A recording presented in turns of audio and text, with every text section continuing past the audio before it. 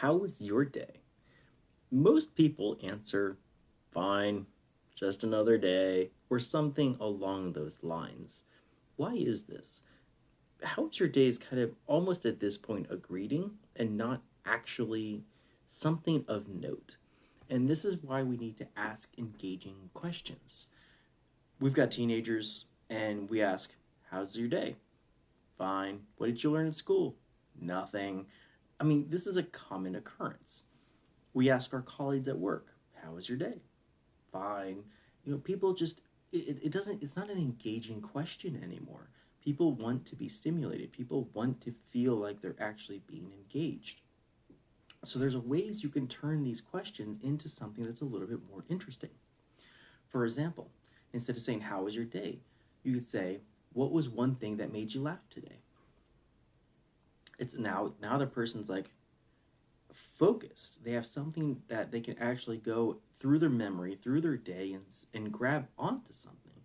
Versus if you ask, how was your day? It's just a generic, bland question that nobody's really knows how to answer. So this is where specificity can really engage your audience, or in this case, my children. So instead of saying, did you eat for lunch? What did you eat for lunch? You could say, who did you sit by at lunch? Now they're like, okay, what did I have conversations with? Who was around? So there's all these different ways you can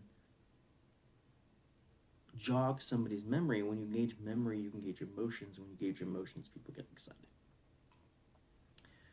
Another example, did you have a good day? Instead, say, what did you do that made somebody else smile? I thought, what a neat question. And if you're curious on where I got this list today, it's by Big Life Journal. They're a really fun website to kind of give parents a little bit of insight as to ways to engage their children better. Wonderful content they put out. This was one of their free emails today. The next question was, what did you learn at school? Instead, say, did you enjoy art or science more today? This is what we call a double bind question, because you're not giving them a choice. It's either this or that. We use this for the little ones. And they're at the point where they're gaining their independence. They're 21 months and they're ready to go, but they don't know how to do anything yet. And it's such a fun age because you can see them. They're like, I don't agree. I want to go play. I don't want to go to sleep.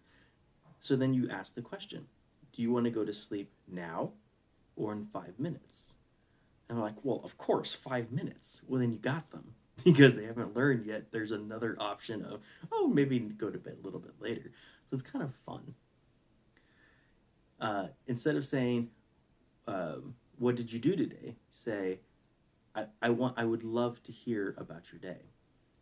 Instead of saying, how was your day? You could say, what was easier today than yesterday? Or one of my personal favorite questions to ask, how did you fail today? And why I love this question is it teaches kids, and adults for that matter, that failing is a path to success. You have to put in the price, no matter what it is you're achieving, whether it's going to school, completing a project at work, or being an entrepreneur and creating something new. You have to fail to get there. There's a price to pay, a path of learning. You have to expand yourself. And to do that, you have to fail. So by asking the question, how did you fail? It does two things. It removes the negativity around failing. And it also gets people to think about trying. And if you're trying, you're doing something you've never done before. And that's such a neat way of looking at it. That's one of my favorite ones. I forget who I learned that from. I think it was from the lady who created Spanx. She was telling a story about her father. And I can't remember her name at the moment either. I'll have to look that one up. And if you remember her name, put it in the comments below for me. But yeah, I hope this list was interesting for you today. If you like more, feel free to look them up. They do a free email, I think once a week or something like that. It's really neat stuff. Anyway, hope you enjoyed. Have a good day, and we'll see you tomorrow.